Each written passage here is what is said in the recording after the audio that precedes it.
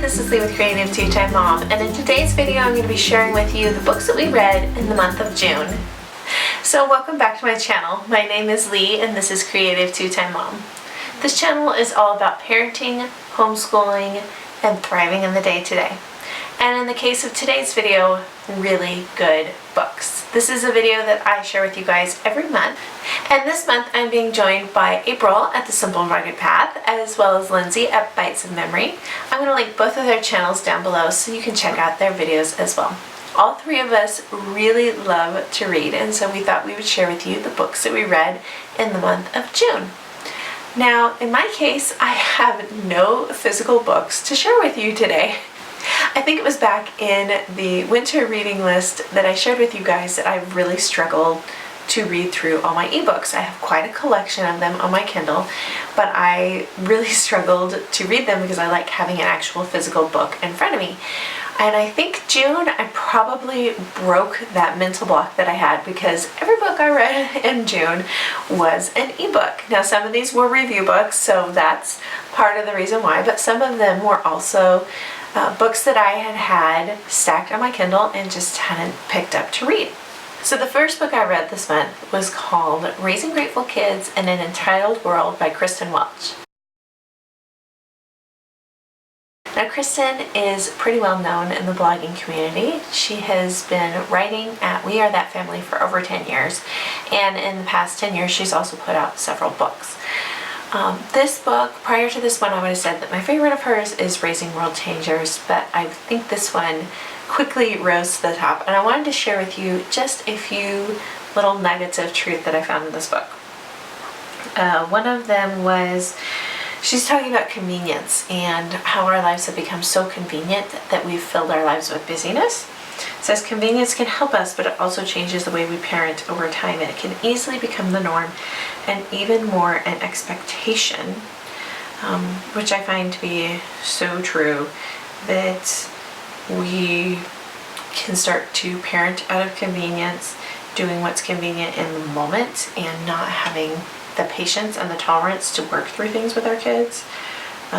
That was a huge one, and it's easy as a parent to do just what's convenient, and then it ends up kind of backfiring on you. Okay, this was another good one, and it's talking about generations having unrealistic expectations. So this was a quote from Paul Harvey that she used.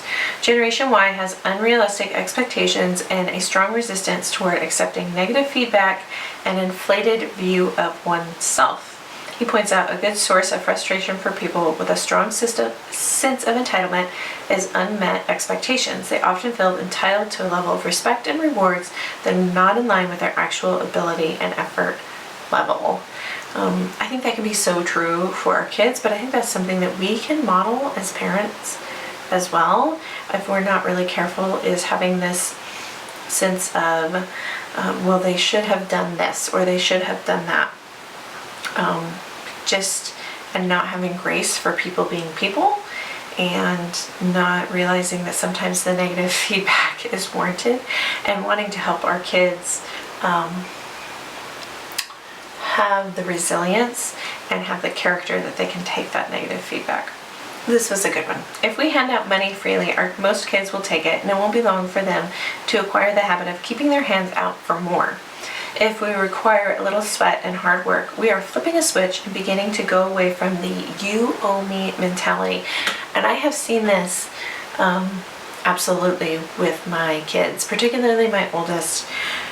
We have made him sort of work for some of the privileges in his life, and because of that, it's very rare for him to have his hand out expecting things from us. In fact, kind of just the opposite. He really enjoys earning his own money. He has a little part-time business, and he likes to treat us in a way. He gets a little frustrated at times with some of his clients because there's that expectation of you should appreciate me, but at the same time it's balanced a lot with some really hard work on his part. His little business is hard work for sure. So it was just a really good book. I felt like I was highlighting and leaving bookmarks in all sorts of places, at least once or twice every chapter. Lots of truth for me to be reminded of as we're transitioning into these teenage years. I have a 13-year-old and one that is right behind him, 2 years younger. So especially for parents who are in the preteen, early teen years, and then of course highlight it, go through, write those things down, because be prepared, they will come back to you. The second book I read this month was actually a review book, and it was The Christmas Haven by Cindy and Aaron Woodsmall. You guys know I am a big Cindy Woodsmall fan. I have loved her books for many, many years, and this is actually a sequel to The Christmas Remedy that came out last year, and so you're revisiting a lot of the same characters but with a new story.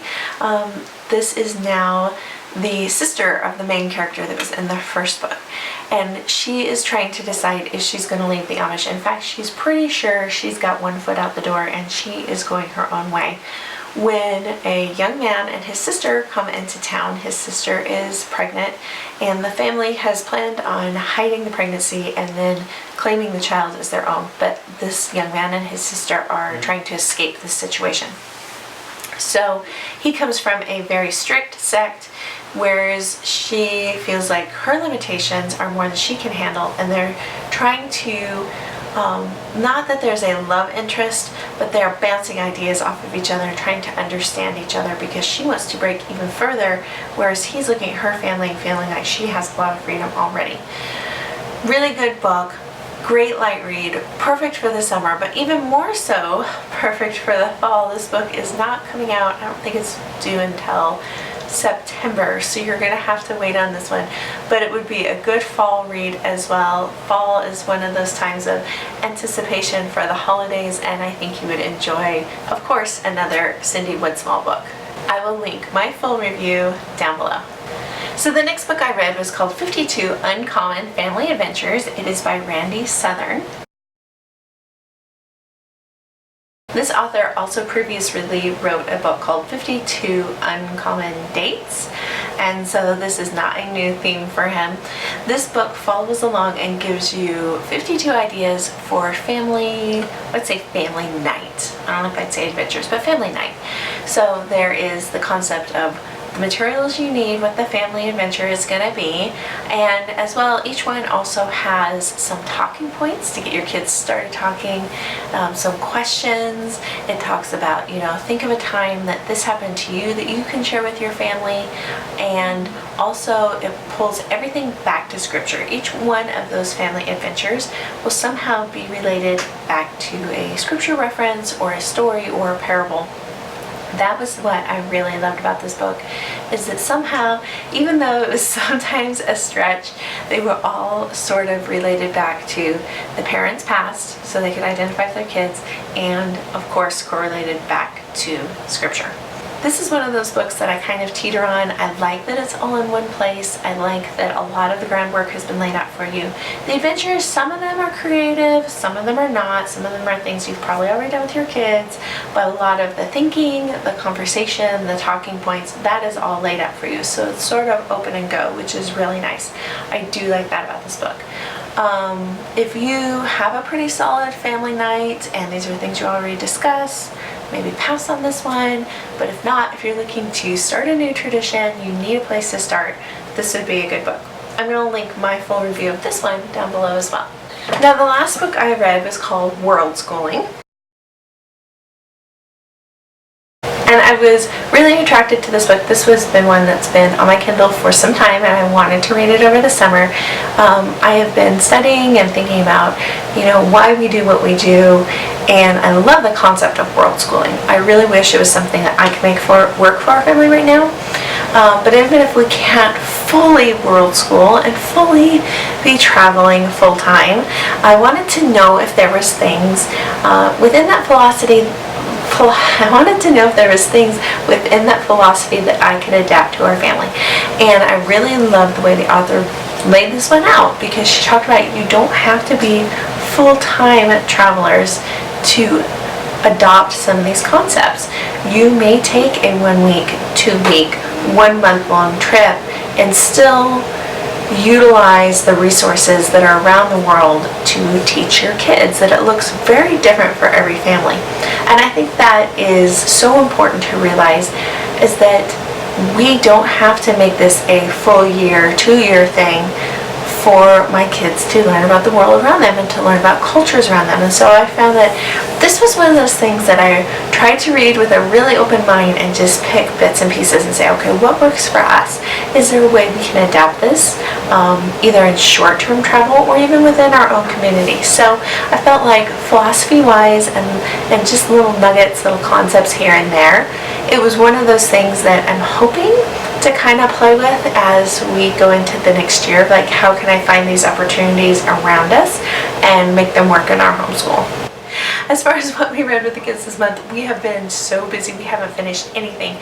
We started The Shakespeare Spy, still haven't finished it, and we have an audiobook in the car that has been in there for 3 weeks, and I think we're only like 2 hours into it. Everybody has been sort of wanting to be a homebody, so when I'm in the car running little errands, they're finding ways to either stay with grandma or to stay with friends, and so I've just been in the car by myself. I'm hoping that in the next week or so maybe we will finish the audiobook at least, but I have no recommendations. This is so weird. There's never a month that we don't finish a kid's book, just not this time. So that's all the books that we read throughout the month of June. Leave me a comment down below. Let me know what you're reading or which of these books possibly sounded the best to you. Also, don't forget to check out the description box below for links to some channels and some reviews. And I hope you guys enjoyed this one. We'll see you next time. Bye, guys.